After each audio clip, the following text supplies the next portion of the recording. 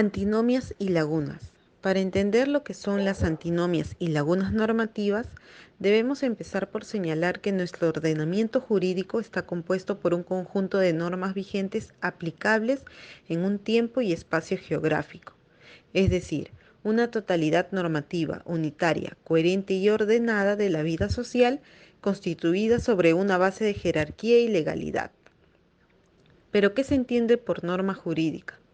Podemos decir que este término hace referencia a las reglas establecidas y dictadas con la finalidad de regular la conducta humana. No obstante, a lo largo de nuestra vida nos enfrentamos a contradicciones jurídicas que pueden menoscabar nuestros derechos, generando así incertidumbre jurídica. ¿A qué denominamos una antinomia normativa? Este fenómeno puede ser definido como la contraposición que existe entre dos normas que, pese a tener el mismo ámbito de validez material, temporal y geográfico, prescriben consecuencias jurídicas diferentes a un mismo hecho. En relación a ello, nuestro Tribunal Constitucional describe a la antinomia como lo opuesto a la coherencia normativa. Incompatibilidades que pueden surgir a raíz de esto. Primero, la incompatibilidad entre una norma que manda hacer algo y otra que lo prohíbe. Segundo, incompatibilidad entre una norma que manda hacer algo y la otra que permite no hacerlo. Y por último, la incompatibilidad entre una norma que prohíbe hacer algo y otra que permite hacerlo. Clasificación de las antinomias. Las antinomias pueden clasificarse por el tipo de conflicto que generan. Este subdividido en bilaterales, cuando el cumplimiento de cualquiera de las normas en conflicto implica la violación de la otra. Unilaterales, cuando el cumplimiento de una de las normas en conflicto implica la violación de la otra, mas no al revés.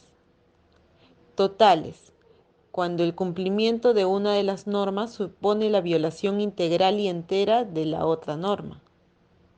Parciales, cuando la aplicación de una de las normas implica la violación segmentada de la otra. Necesarias, cuando el cumplimiento de una de las normas implica irreversiblemente la violación de la otra. Posibles, cuando el cumplimiento de una implica solo la eventual violación de la otra norma. Por el grado de relación existente. Esta también subdividida en dos. Directas, que aluden a dos normas que expresa, inequívoca y claramente se contradicen. Indirectas, cuando dos normas que sin tener referencia mutua llegan a contradecirse. Criterios para resolver antinomias. La doctrina ha reconocido tres criterios principales. El cronológico, que se produce entre dos normas promulgadas en diferentes momentos, donde prevalecerá la norma posterior sobre la más antigua. El de especialidad, donde primará la norma especial sobre una de carácter general. El criterio de jerarquía, que da preferencia a la norma con rango superior sobre una de inferior jerarquía. No obstante, estos criterios también pueden verse enfrentados entre sí, como el de jerarquía versus especialidad, especialidad versus el cronológico y el de jerarquía versus el cronológico.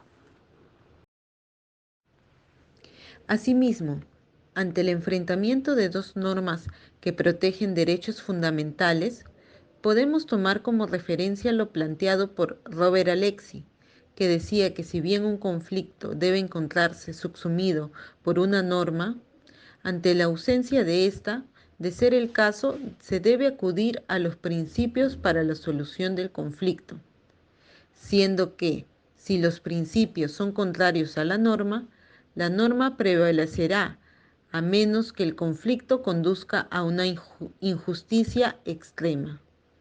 En ese entendido, debía ponderarse los derechos fundamentales enfrentados. Por ejemplo, En nuestra vida social durante el COVID-2019 hubieron muchas oportunidades en que se vieron enfrentados el derecho a la libertad de tránsito y el derecho a la salud pública, a partir de las medidas sanitarias impartidas por el Estado y a la luz de lo establecido en el artículo 289 del Código Penal.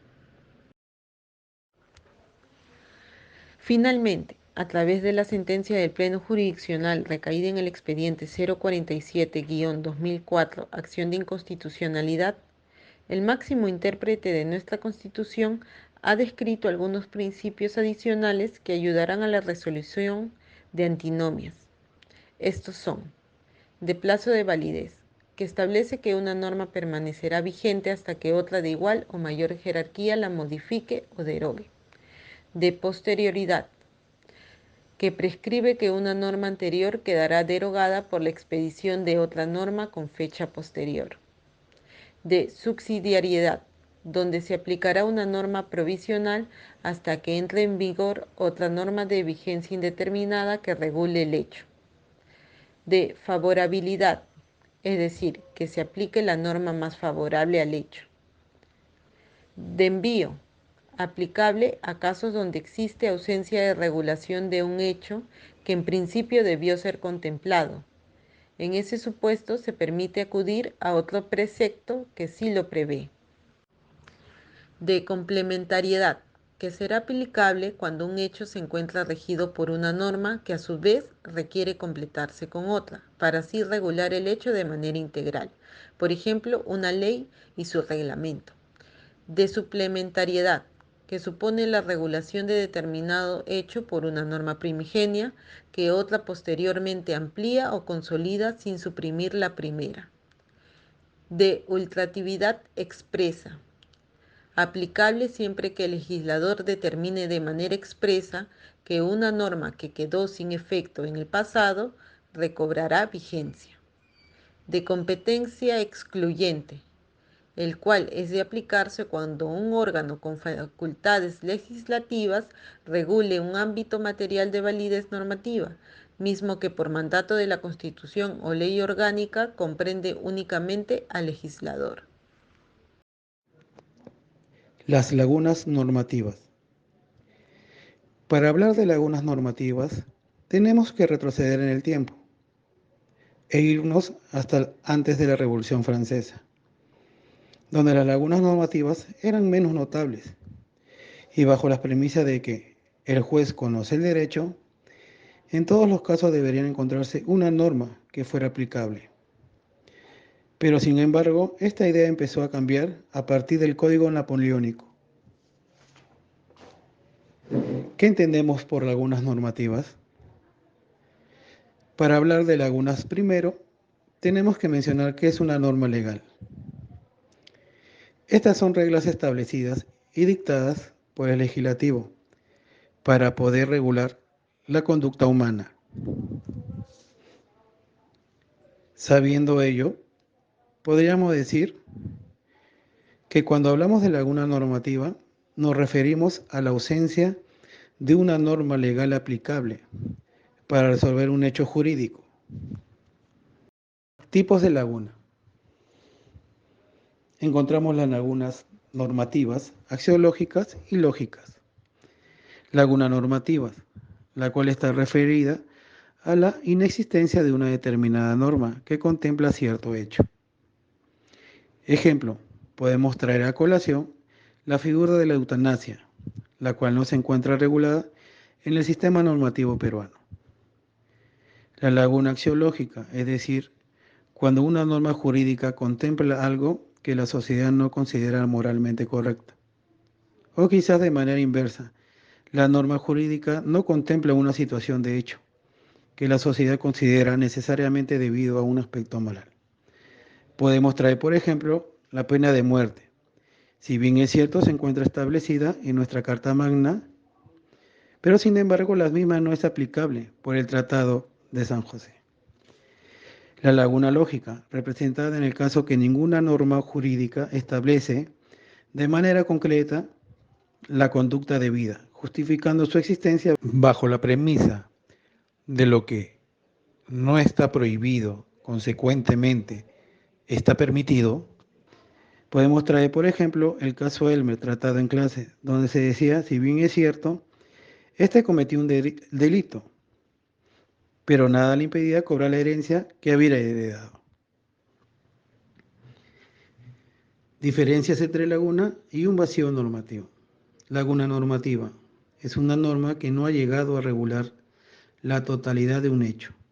Entonces, quiere decir que existe una insuficiencia en la ley. Vacío normativo. No existe la norma aplicable a determinado hecho, es decir, la inexistencia normativa. ¿Cómo podemos solucionar una laguna? Se podría solucionar a través de la analogía.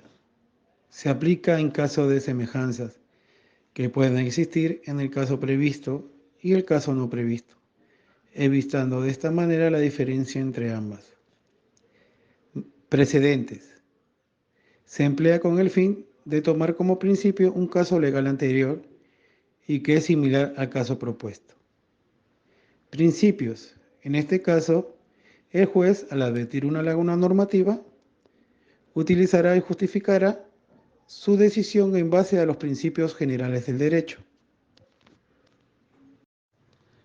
Conclusiones.